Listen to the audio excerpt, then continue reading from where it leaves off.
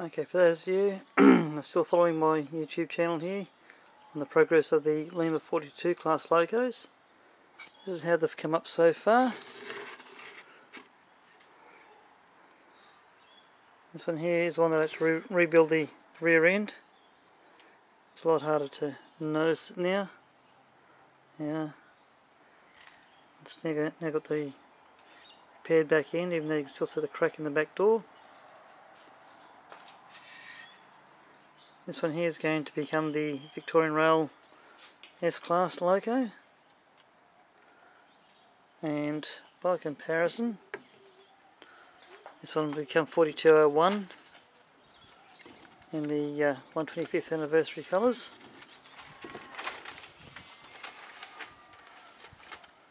Now I'm a little bit light on the etched primer, but that does not matter at this stage.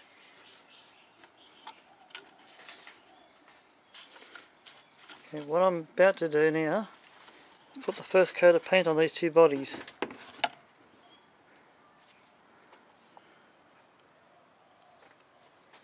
And what I've got here is my fold-up portable spray booth. I've just set the back panel into the base for the moment. All it is a bit of chipboard, old scrap. It's about I think 900 by 900 mil. It's only about what, 12 mil thick.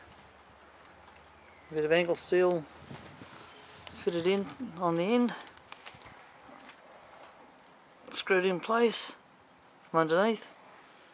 Got this little gap down the side for the side panels. All I've got here, scrap plywood. The idea is, set with two hands, it's a lot easier.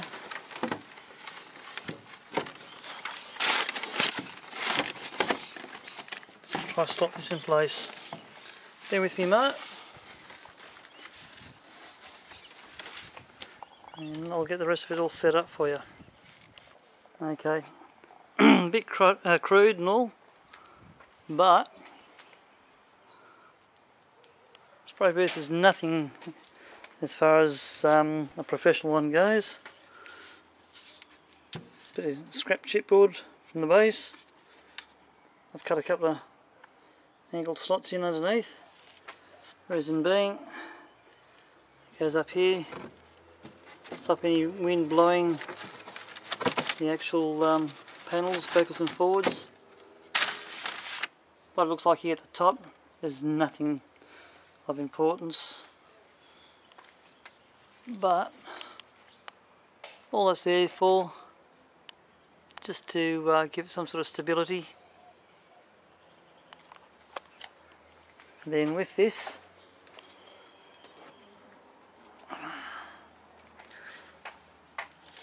doesn't matter whether you're working HO scale, N scale, O scale.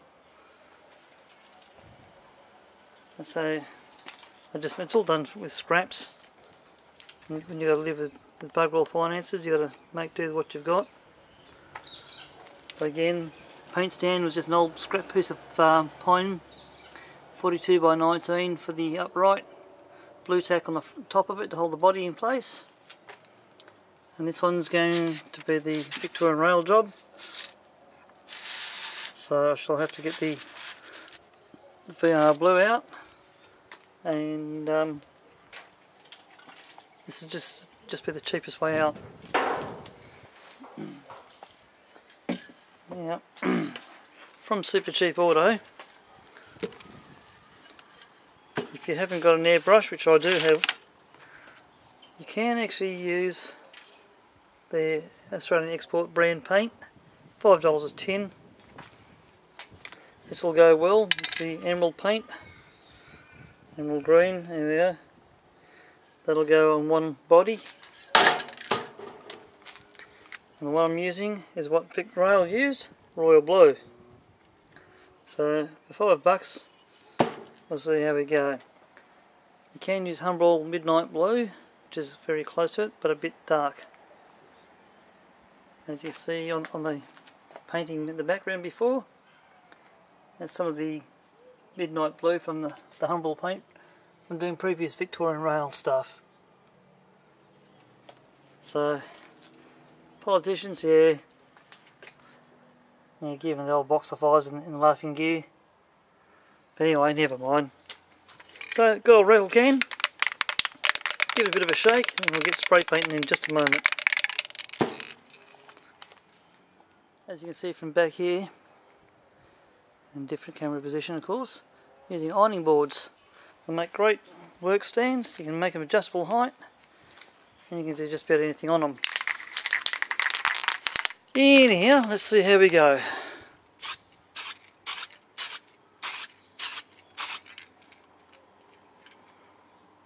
few light dustings of it.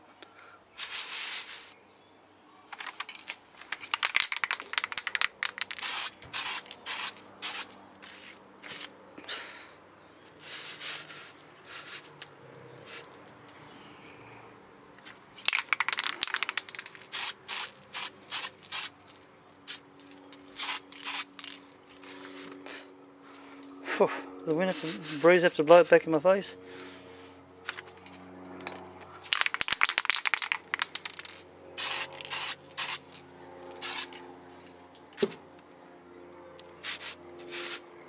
Now, bring this to the front edge and get it from underneath.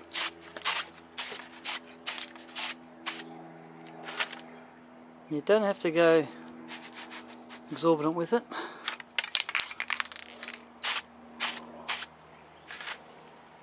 A couple of light dustings as you go. At least at the front edge, and get the can and all this at the angle that I want.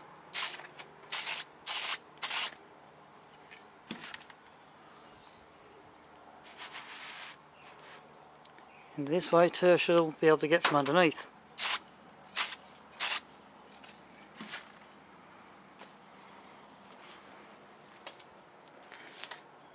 And for those of you who sees this up nice and clean, you're doing well.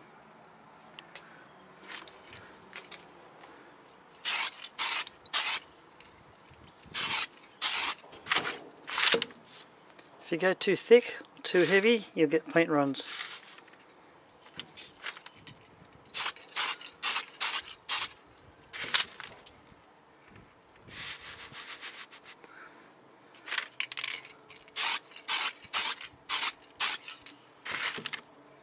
If you go too close or too slow, you'll get paint runs.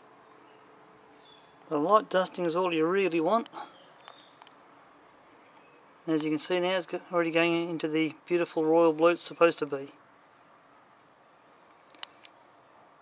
Now this will be perhaps the first coat.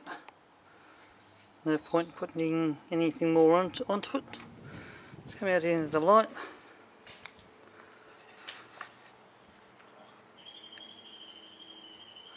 There's a contrasting background for you. At least by getting the light onto it I can see any imperfections. So you'll see a slight ridge here I've added the back end. By the time I give this a slight light rub back, it should be alright. Okay.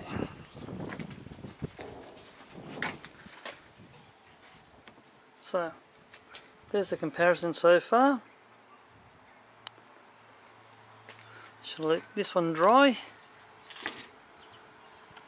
and this one can now go in the booth. But with a rattle can, right, it's always important. Tip your can upside down, blow the nozzle clean, and then you should be right to keep it going. Okay, come back to this in just a moment. Okay, as you can see here, I'm using an old F clamp, which is pretty useless for anything else.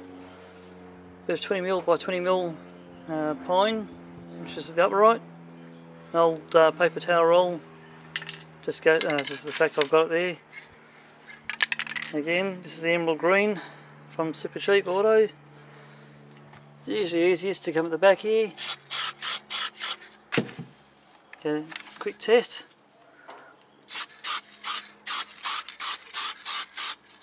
light dusting. Spin that. Bring forward to the front if you want.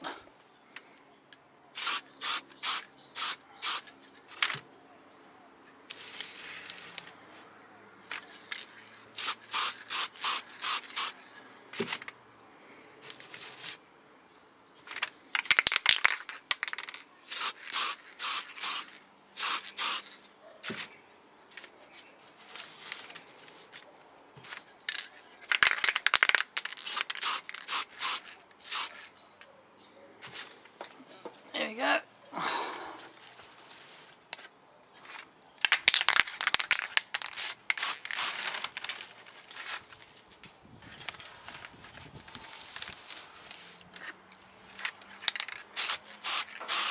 When I come to the Australian national version, Australian national version will be the same colour green, and also have the yellow, but done slightly different.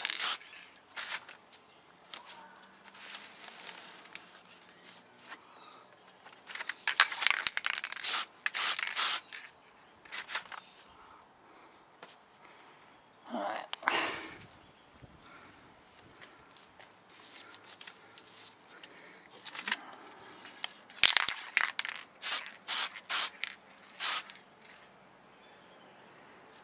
And that should be enough for this side.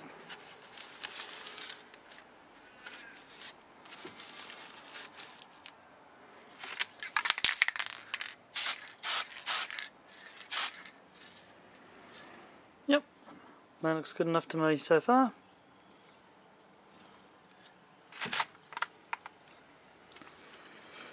There you go, sorry about that.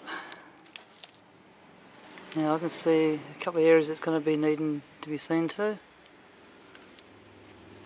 But overall, from a brown 4201, it will have its green paint all nicely shiny.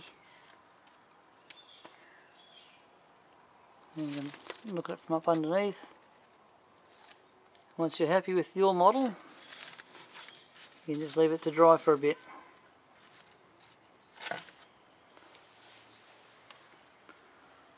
So there you go. Quick amount of spray painting. I can see a couple of areas that I'm going to have to rub back and give a second coat. So that's just the first coat. The second coat on this will be a little bit lighter than this one.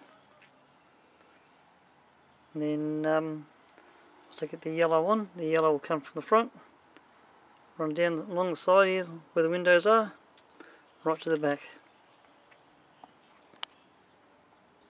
There you go, and we'll come back to things in a moment. There you go, a couple of days later, peoples. There's the 42 class body with the second coat of green on. Yep, I've fixed up a few of the minor areas. What I haven't done, something I was going to do, I could do it later. Down the front here, there's all these grab rails on the front of the loco. It's a bit hard to see them. They run all the way up the side here, on both sides. Might be able to just make out a couple of them there. Because they're a minor detail, if I decide to super detail this loco, I might have to do that. But I will be getting a set of these 5-chime air horns for the front. If you look on top here, the roof is black, it'll be a gloss black. And the numbering down the side here is be green with the white shading. And then the sides here, the 125th anniversary. That'll end up going onto this model as well. So that's the full size 4201 as it is now in preservation. And this model will represent that as closely as I can. By comparison, here's all the chassis lined up. I'll come back to them in a sec. This is the Victorian Railway colour scheme. Very much like the original Santa Fe in America.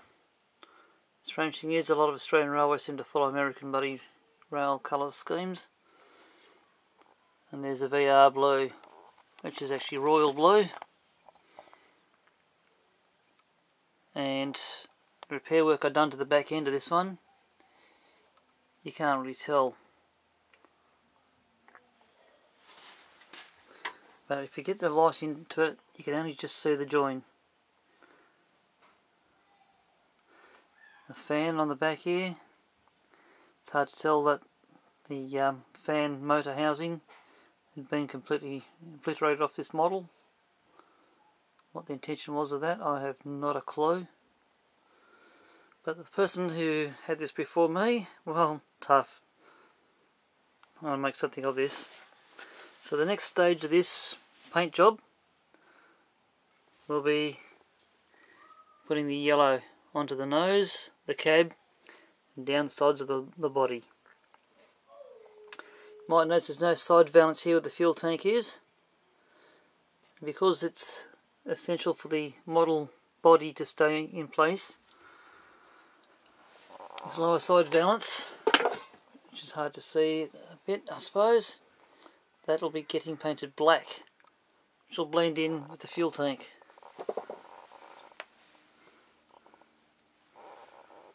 Come down to here now. Oops, I'm dropping everything everywhere. You'll notice on each of these locos, the 4201 with its original colour scheme, I've now added a second light. So let's come around the back of all this so we can get a better shot.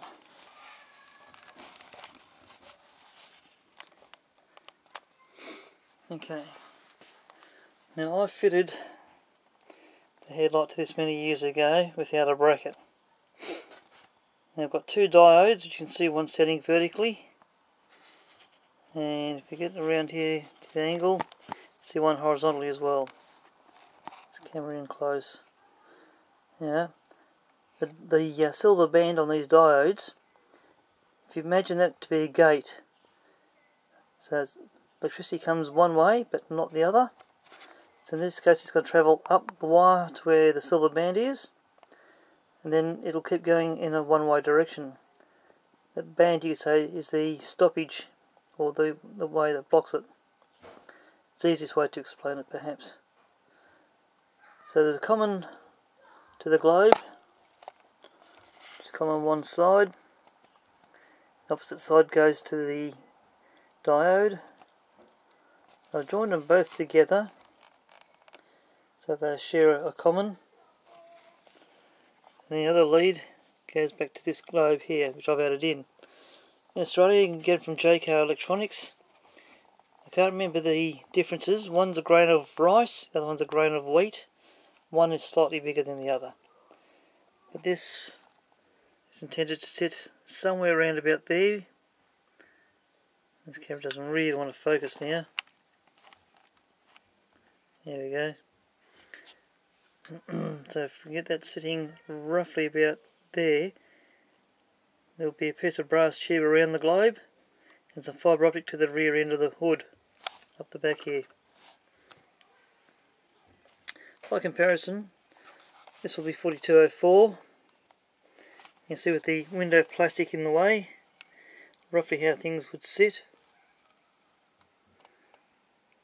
Again, all of these will have the same treatment. And these will be 4201 and S300 respectively.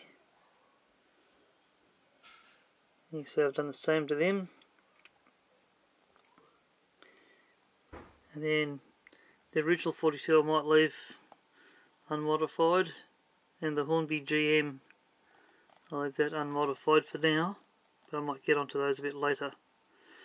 Two locos I'm really focusing on in this rebuild. These two chassis units, which the bodies, as you know, are on the paint stands. 4204, I'm just going to doctor the numbering from 01 to 04. The reason being, if we come back around here, that's the real 4204 in preservation, in her true colours. And then there's the other shot of it there. So for those of you wanting to model a New South Wales 42, if you get a hold of a Lima job, that can be your basis. And then going on to Google Pictures, do a Yahoo Google search for New South Wales 42 class locos, you'll pick up a lot. You can pick up the pictures for the VRS class and the GM class.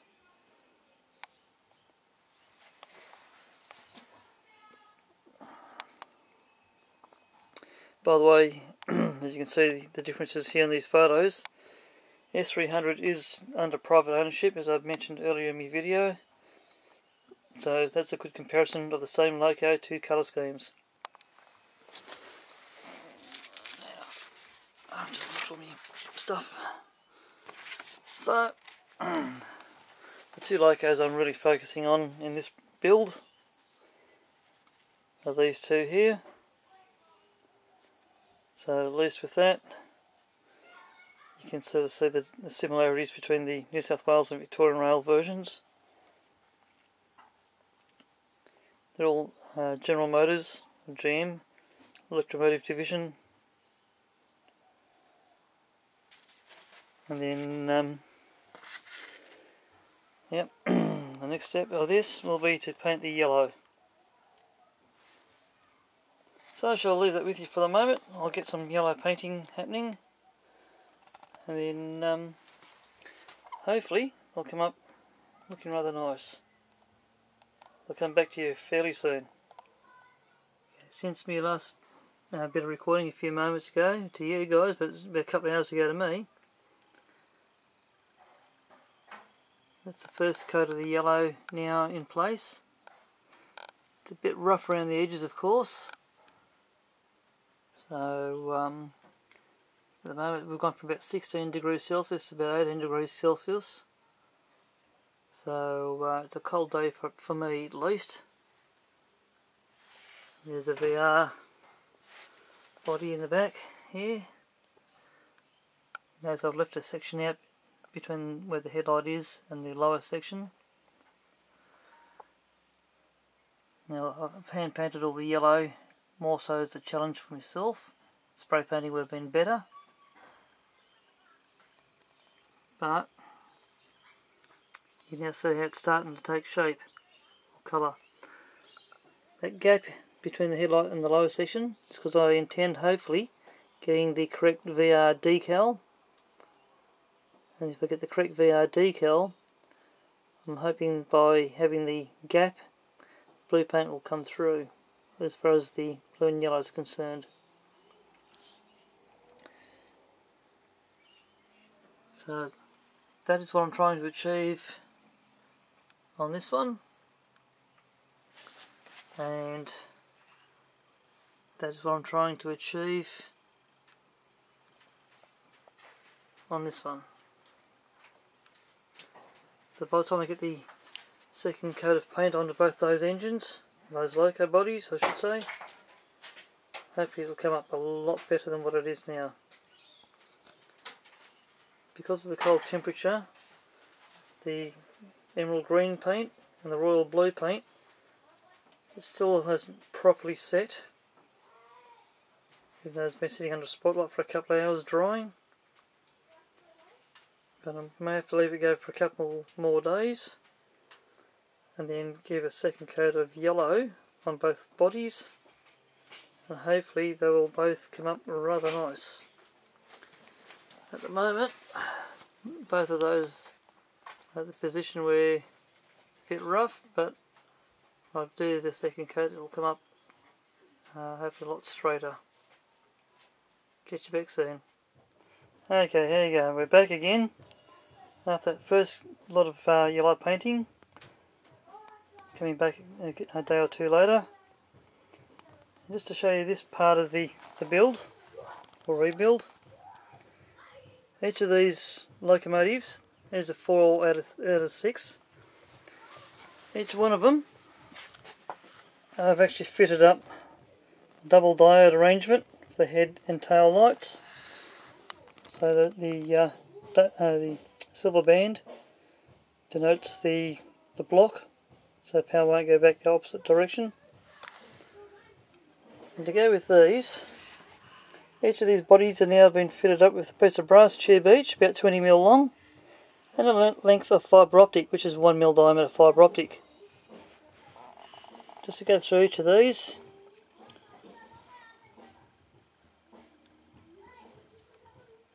it just shows that 4 of these have now been fitted up with the S-Class, and the other ones I shall leave them just a single fibre optic in here. But with 4201 in the 125th colours, I actually anticipate fitting a set of tail lights, well, the rear end marker lights, that I've got to get the right diameter for that yet, which is I think 1/2 mil. See the Lima bogie with the Hornby coupling on it. And something you'll notice too with each of these, on the end of the brass tube I've cut a small piece of plastic.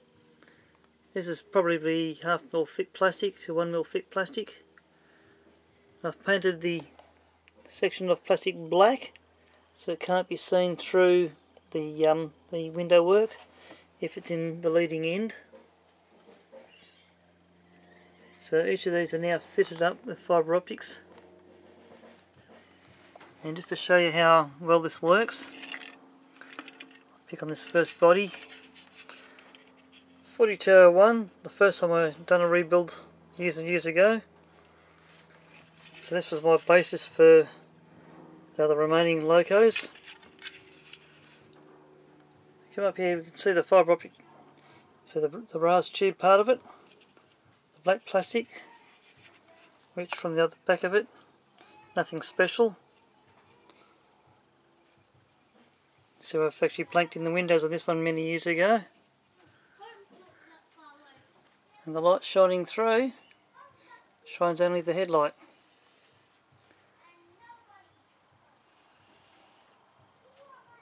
So at least with that it'll give you some idea how well this is going to work.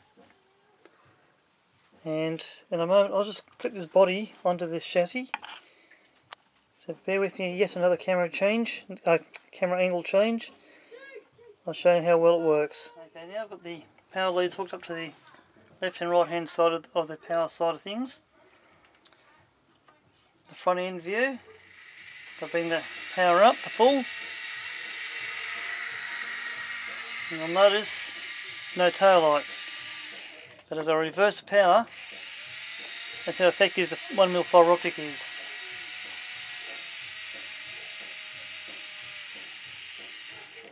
Because when that's lit up, the other end isn't. And the other end's lit up, that end isn't. So that's my original 42 now back together. And you tap off the power lead from the wheel pickups and the wheels at the front. So at least with that, that'll be the first of 4 modifications, with another 2 still to be done. But that, in essence, is what the rest of these will be. A quick view on this one. It's only got the first coat of yellow on, but because the blue hadn't fully dried, I'll have to get the yellow second coat anyway, and then fix it all up, or I've missed it. That's the VicRail S-Class, and this one is 4201, and it's 125th anniversary colours eventually. Again, second coat's got to go on, a lot of tidying up to be done. I'll have to put the decal on the front. There'll be decals on both sides of the loco body.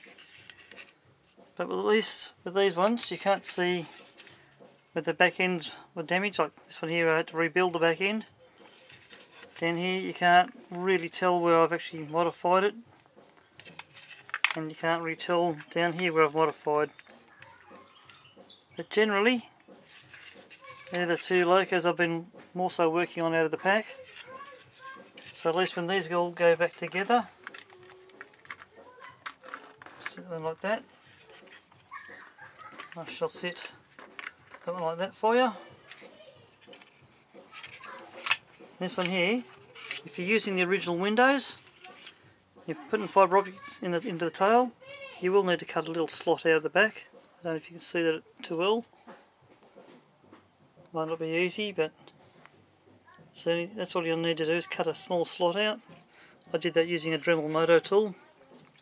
So it lays this way, and all this goes in place. You can sort of see how that slot goes over the fibre optics. So that way it's easily lifted out and in. It doesn't really affect it. You get the lighting into the back of here. At least that way you can sort of see how the lighting comes up. And this one here, just to show you how I assemble it together. The light has to go into that brass tube. Might not be easy to do. There we go. You can see that. That's why I allow a bit of play in that. Try to do this without losing the weight. Without losing the windows. Can be a bit tricky. What do I do? Spread one side apart. Spread the other side. Make sure that it's going to clip in. If it doesn't, something's stopping it. So I shall have another attempt on this. Something was stopping it.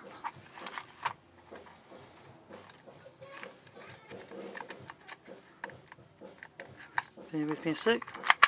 I'll try to work out what's stopping it.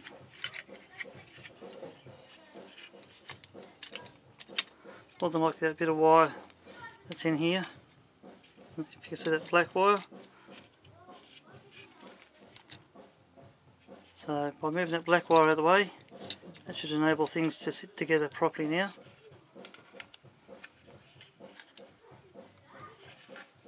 Try this again. Just double check.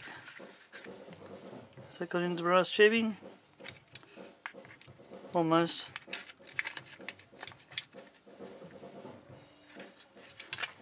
Let's wire out the way again if I can. It can be a bit tricky, so a bit of persistence is required.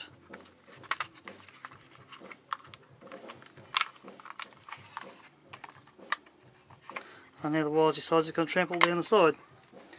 One sure fix for that. In there, you bugger.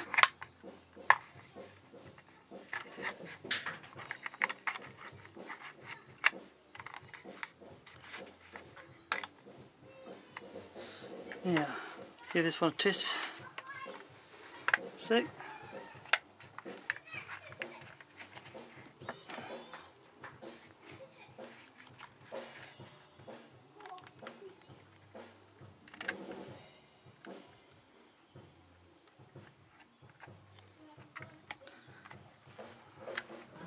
Sometimes it's harder to get into there than I really want.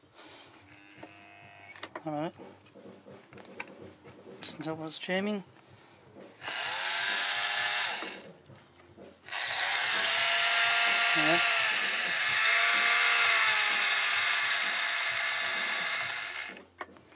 There you go, and the other one.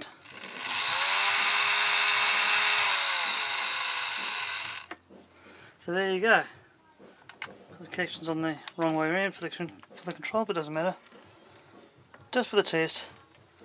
So pretty soon we'll see all those things finished and running nicely on wombat flats pretty soon. That's 4 different representations, 4201 in 2 different colour schemes, 4204 which is in the same sort of colour scheme, and Victorian Rail S-Class. Pretty soon these 2 will be complete. Okay, now with the fibre optics fitted, the lights and everything all sorted, body's back in place, and I've still got to finish the paintwork on the green and the blue locos, but that's 4201 on the left and 4201 in the 125th colours on the far right. Well, at least when it's complete. Then 4204 is the one in the middle, and the other one that we're working on, S300, is up here. So this will give you an idea for an old Lima loco. I'll I've done well to hook up to my Hornby training set of VR coaches. Now, just to show it can be done, there is the Hornby coupling fitted to a Lima bogie frame. If you get it in to the correct distance underneath the cab, you should be pretty well a-okay. Now for this, I've only got the 2 carriages out of 14 sitting on the track. So all 14 carriages won't sit on my length of test track. But, give you a bit of an idea on how well this now runs. Saying it's a bit cruddy when I first got it.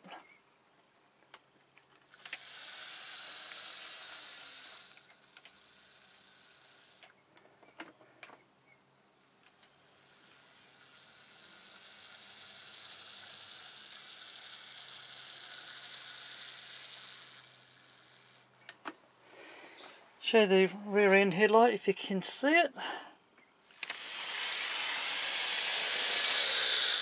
Not very well at this moment, but if I can do this without pushing the train off the end.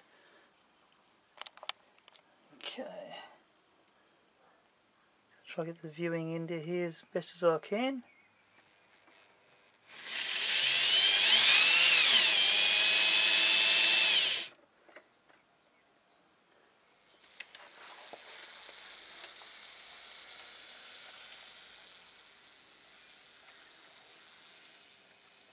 Mechanically she's like new, but we're nearing the end of the rebuild, and this is the main reason why I wanted to do this 42 class as a Victorian Rails S, purely for this reason. When I set up all 14 of these carriages, it'll be bloody nice to say the least, and at least now I've got a nice collection. And a bit later on, the other 2 locos I've got aside, which is the other 42 class like the ones underneath, plus the Australian National loco. That should run well together. Now, just as a variance, I'm just going to reach around here and bring out the other 2 locos.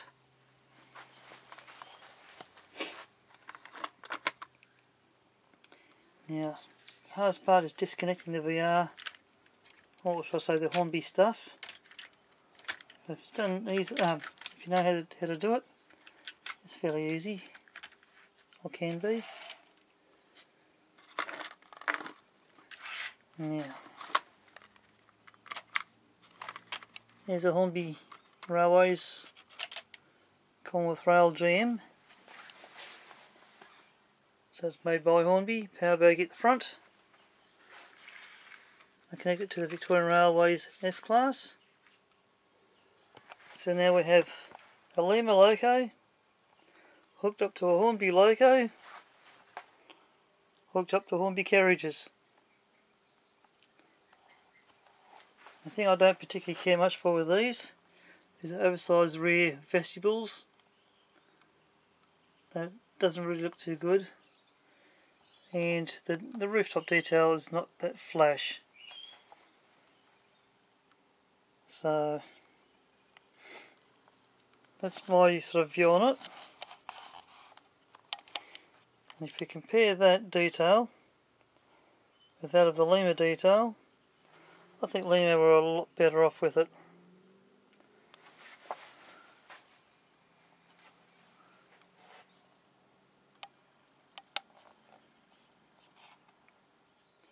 With the 2 locos and the 2 carriages at the far end of the line, that's how well they compare. Bring the voltage up. Lima started before the Hornby did.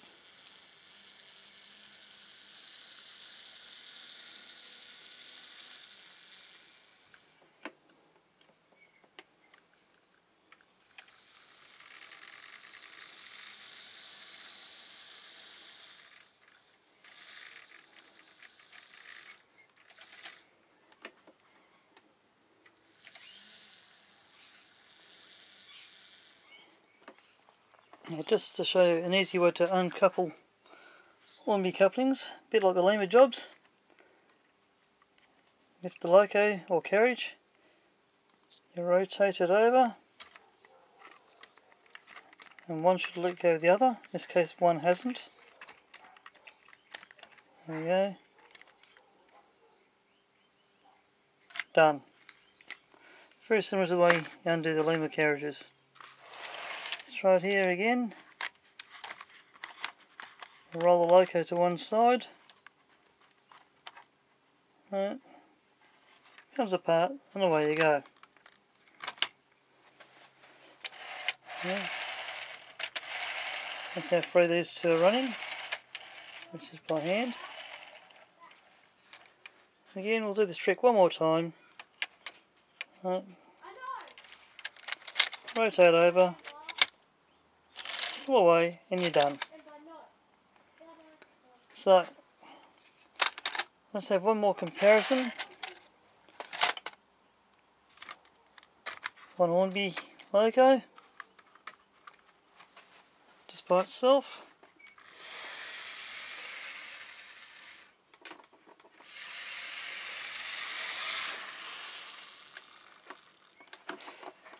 Worst thing about some of these locos when they're made, the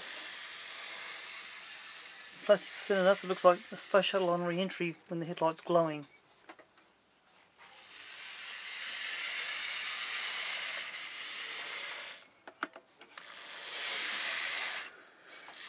Okay, now with the Lima loco in place. Yep, purposely not connected because you'll see they will connect. Right. Low voltage. Lima took off first. See, Lima caught up to the Hornby. And they would have coupled by now. Yep.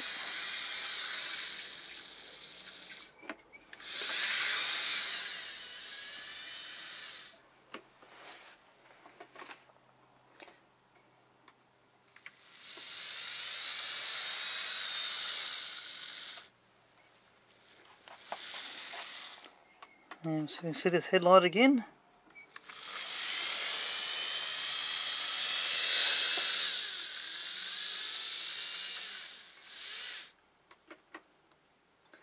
So that'll give you a bit of a comparison between Hornby and Lima. Now these are referred to as bulldogs, also referred to as streamliners. But the 42 class, the GM and the S class locos are basically all the same locomotive. So if we put this comparison here,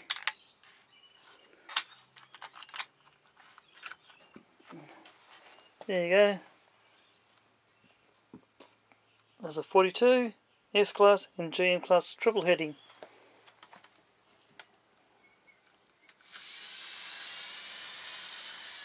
All three are motorised, all three have had work done to them.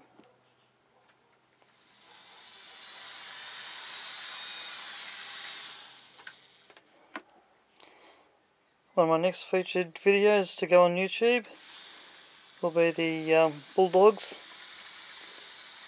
hauling a set of carriages,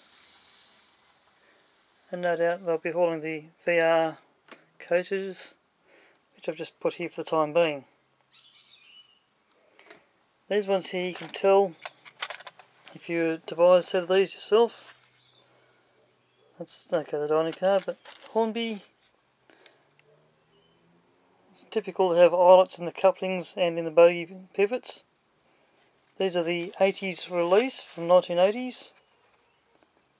And if we get the lighting to show, Hornby Railways made in England.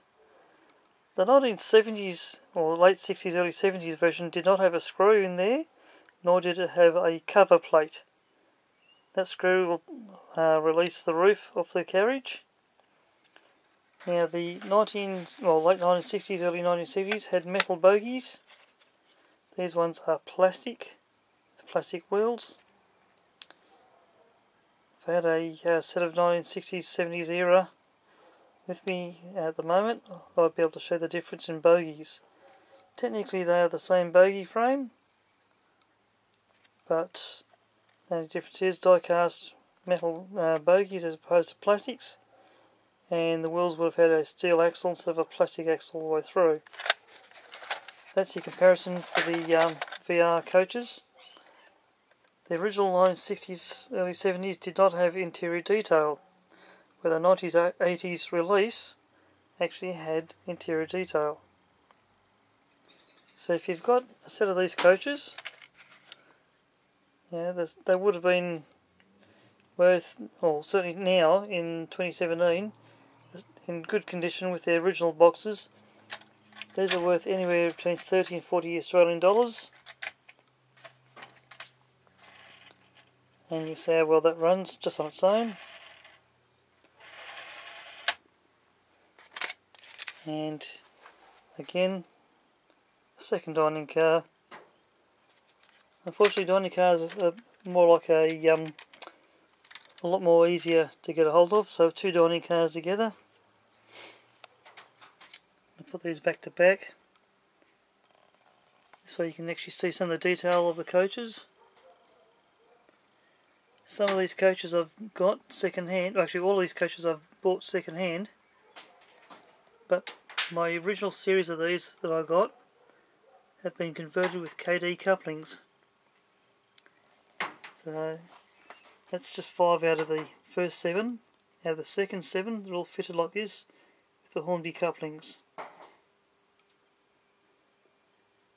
So there will be a conversion coach to be done, and then I'll be able to handle hauling all 14 of them.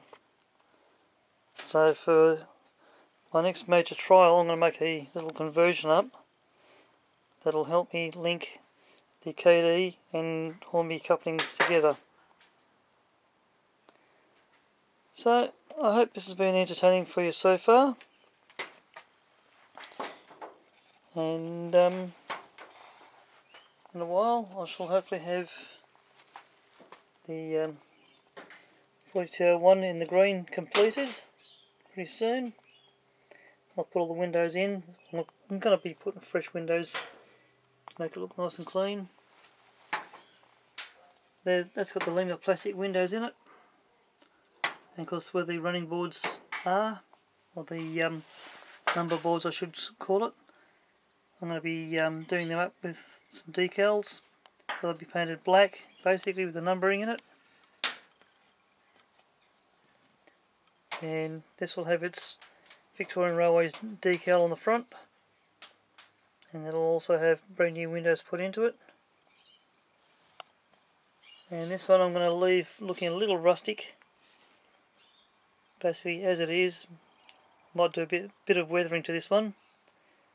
For the Commonwealth Rail system, or Australian National as it became, Australian National Rail was the original term after Commonwealth Rail. So yeah, these commonly went from Adelaide to Broken Hill, or Adelaide to Kalgoorlie in Western Australia on the long haul, Trans-Australian and the original Indian Pacific. So if I put a bit of weathering onto that, it might make that look a little bit more realistic.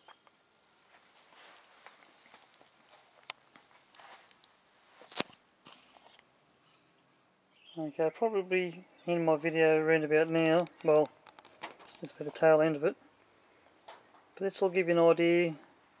Yes, I know I've still got a bit more painting to do on the green loco and the blue loco, as I mentioned a while ago. You've got to use a bit of imagination for a roundhouse type scenario. This will give you the different colour schemes.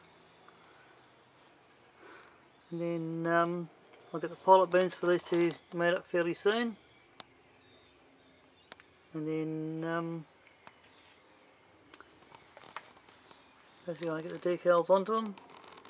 This will become a completed fleet of streamlines, if you want to call it, bulldogs. But these are basically the GMs. General Motors built locomotives.